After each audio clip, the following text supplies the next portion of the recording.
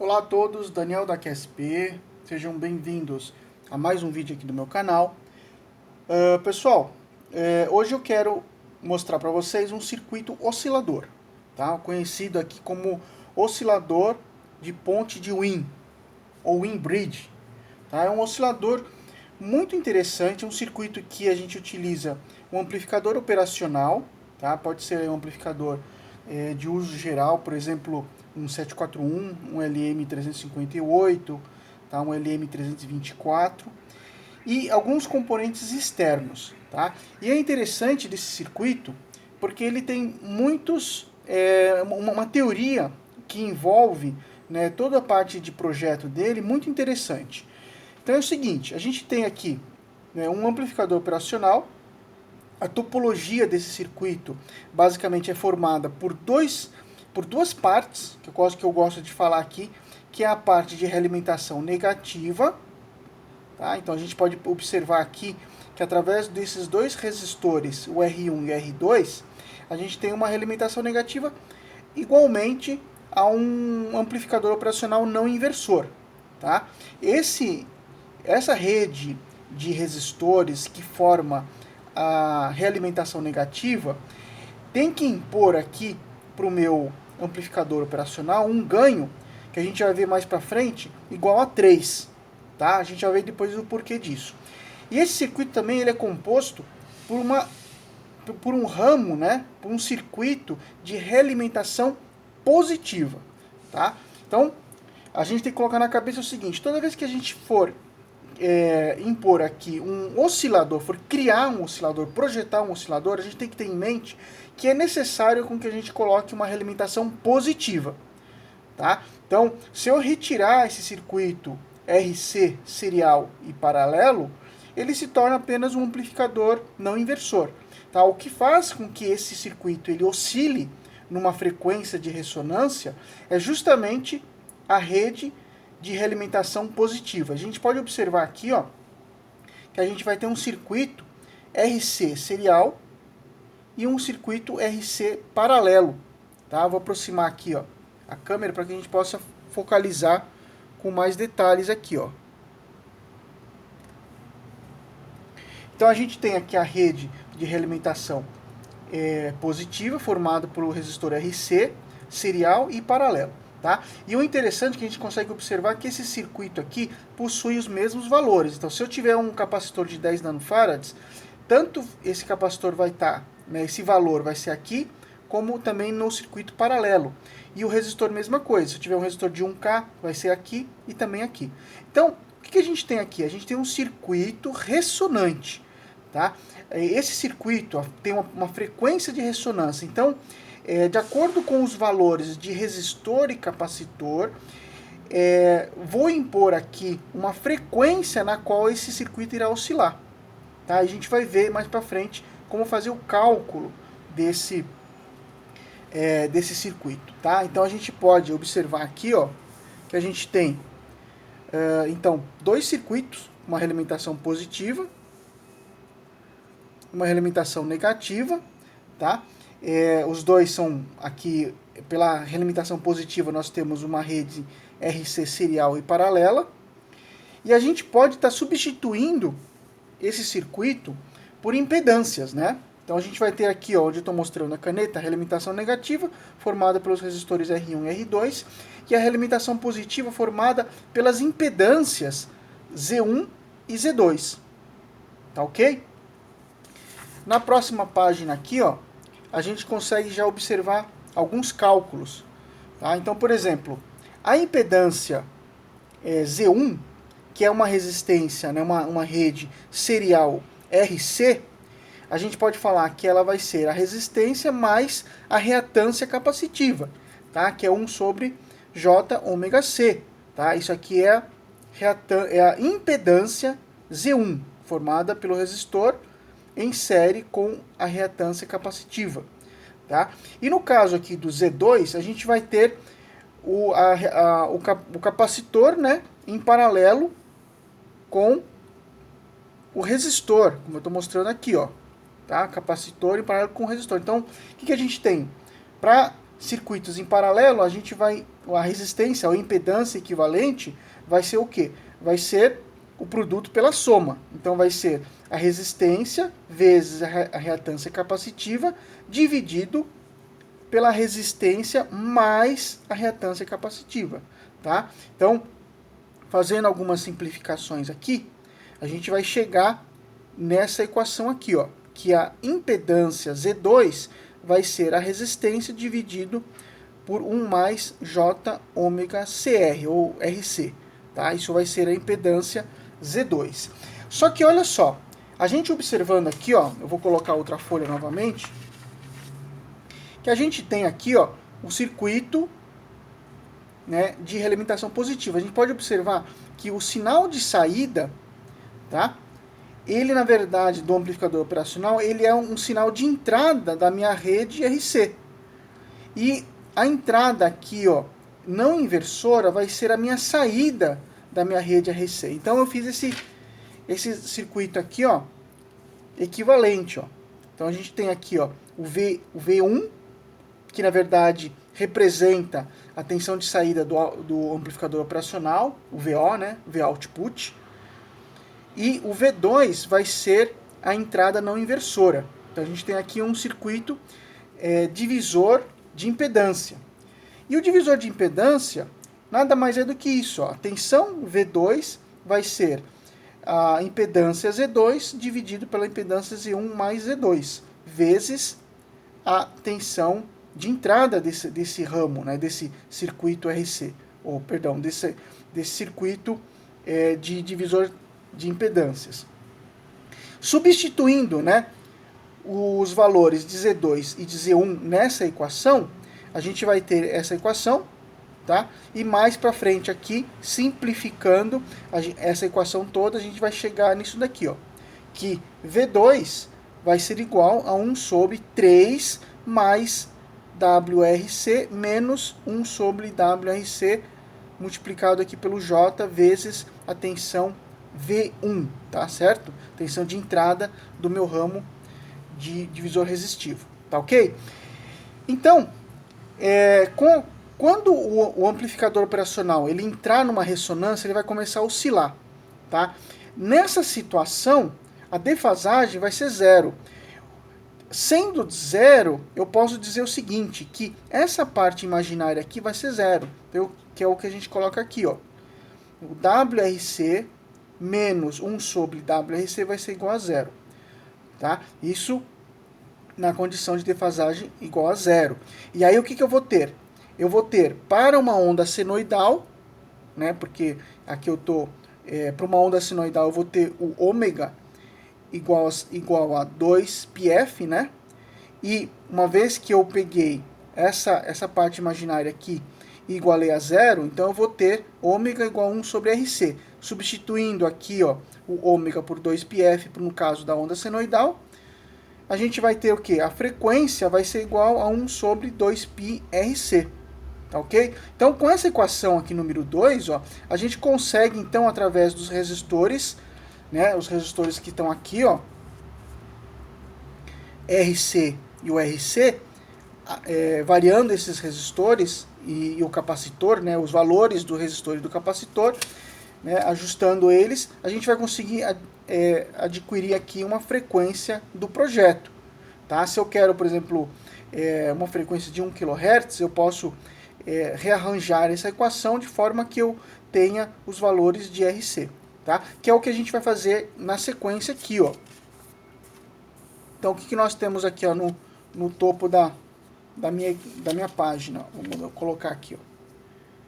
Então, temos o seguinte, ó. Daquela equação, a partir do momento que eu peguei a parte imaginária e coloquei igual a zero, eu fiquei com a parte real, que vai ficar V2 igual a 1/3 de V1.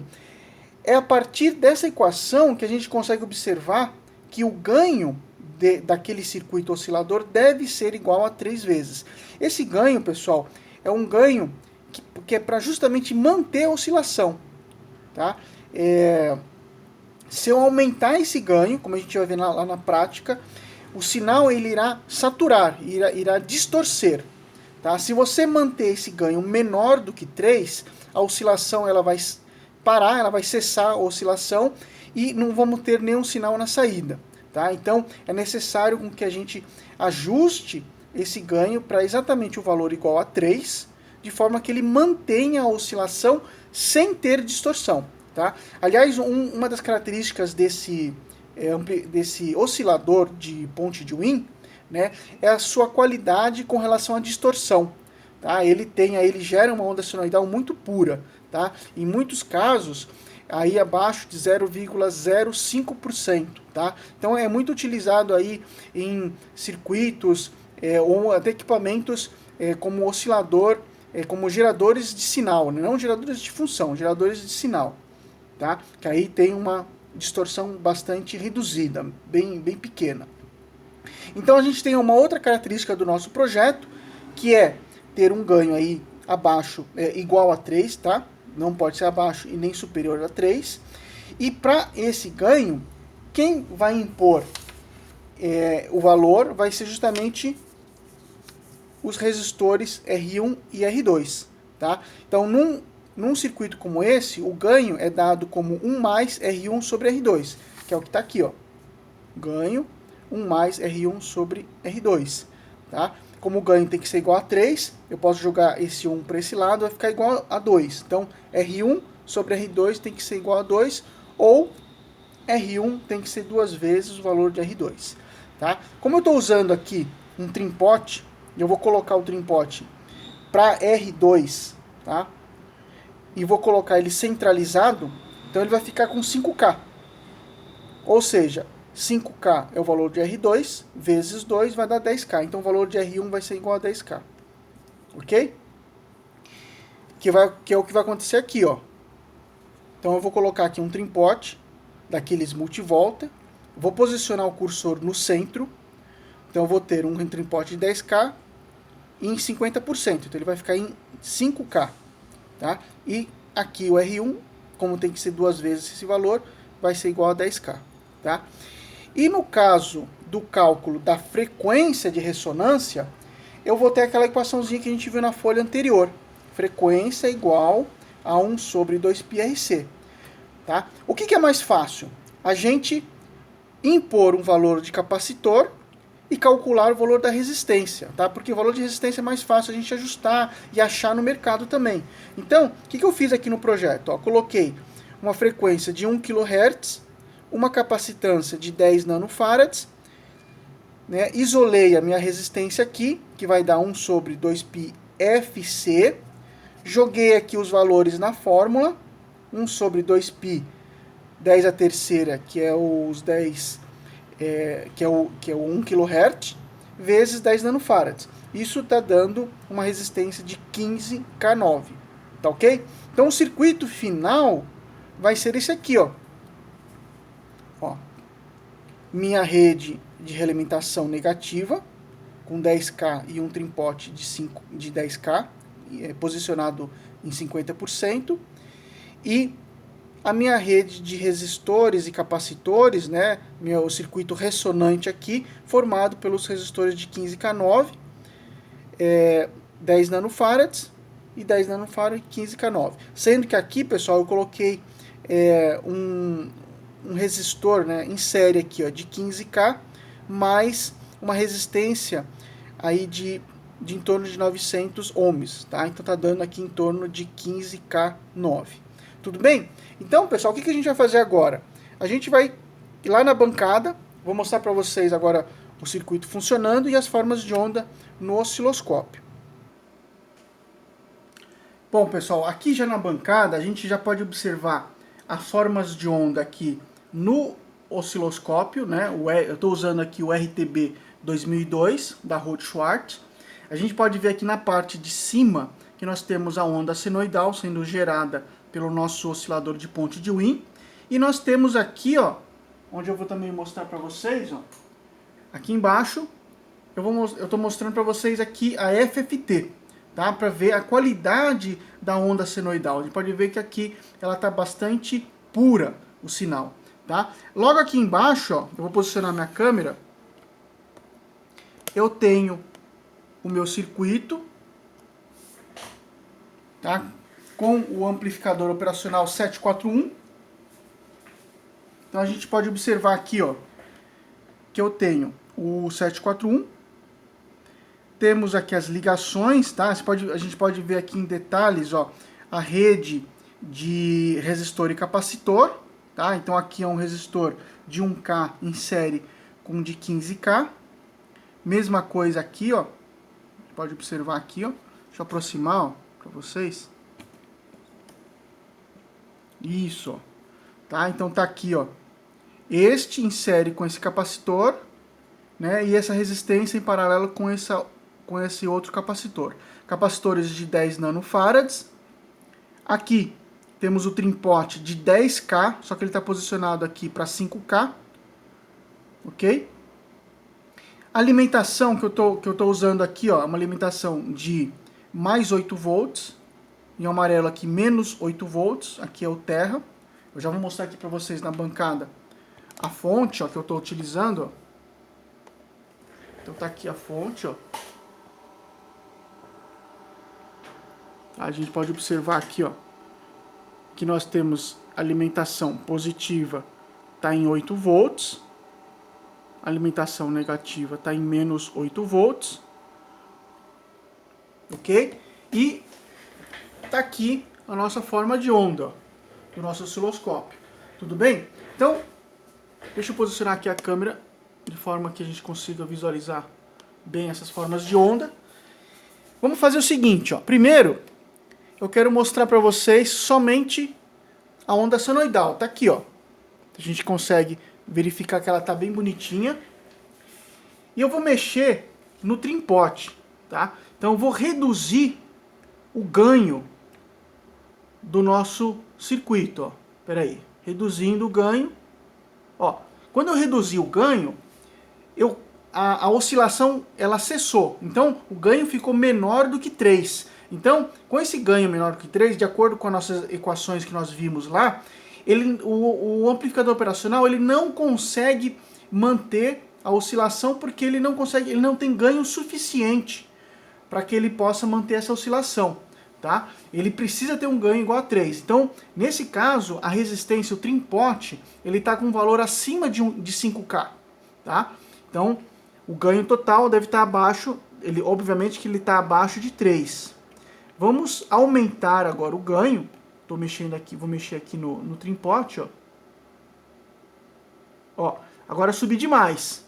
A gente pode observar que nesse ponto aqui, ó, na parte inferior da minha onda senoidal, ela está ceifando. Ou seja, o que aconteceu com o amplificador operacional? Né? O sinal que está saindo, na verdade tudo começa com ruído. Né? Ele tem um ruído e esse ruído ele vai ser amplificado. Só que ele vai ser amplificado numa certa frequência, a frequência de ressonância, tá? Que é a frequência que está imposta por aquele circuito RC, tanto serial como paralelo. Tá? Então, como o ganho está acima de 3, ele está saturando. Tá? E, consequentemente, o que acontece?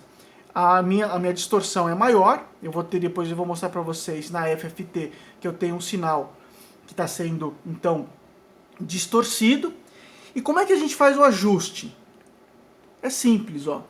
A gente pode diminuir aqui, ó, o ganho até a oscilação parar e eu vou subindo aos pouquinhos até que eu perceba que o sinal começa a oscilar, ó. Pronto. Percebeu o que aconteceu? Então eu coloquei o ganho muito próximo de 3, tá? E o circuito já começa a entrar em ressonância, né, naquela frequência que está ajustada pelos resistores e capacitores, tá? E é como se fosse uma bola de neve, né?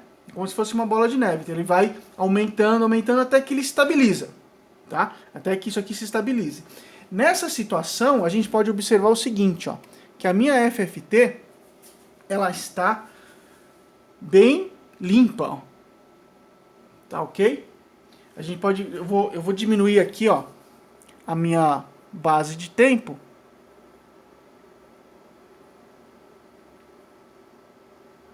Vamos colocar aqui, ó, pra gente poder ver a FFT de uma forma melhor, ó. Então a gente pode observar aqui, ó, que o centro está em 1 kHz, a espícula aqui está em 1 kHz, o span está em 100 kHz, tá? Então aqui 99,5, então eu tenho na verdade essa parte aqui, ó, 100 kHz. Deixa eu diminuir um pouquinho mais minha base de tempo. Eu estou agora em 100 milissegundos. Tá? A gente consegue observar aqui, ó, umas harmônicas pequenininhas, tá certo? Ó, basicamente eu tenho a fundamental aqui. E vamos fazer o seguinte, vamos agora distorcer o sinal. Tá? Vamos distorcer aqui o sinal. Opa, eu mexi o trimpote no sentido contrário. Olha só, agora a gente consegue observar aqui muito claramente que através da minha FFT, ó, nós temos agora harmônicas aqui, ó, muitas harmônicas que vão compor então aquela onda distorcida. Tudo bem? Então conseguimos observar aqui essas ondas distorcidas, tá ok? E a gente pode então agora tirar aqui a FFT, ó, e eu vou agora diminuir aqui minha base de dados, ó, meu tempo por divisão, e a gente observa então que está aqui distorcido. Ok, pessoal? Então, tá aí mais um vídeo para vocês, né? Hoje falando do oscilador de ponte de Wien. Muito legal esse circuito, montem aí na casa de vocês, na empresa de vocês, para vocês poderem estudar aí diversas as equações, né, que envolvem muita teoria muito legal com relação a esse circuito aqui. Então, pessoal, espero que vocês tenham gostado desse vídeo. Se você não é inscrito, né, se inscreve aí no meu canal para vocês poderem receber as atualizações dos nossos vídeos. Se você gostou desse vídeo, dá um like pra gente e aguardo vocês aí nos próximos vídeos. Um grande abraço a todos aí e até mais.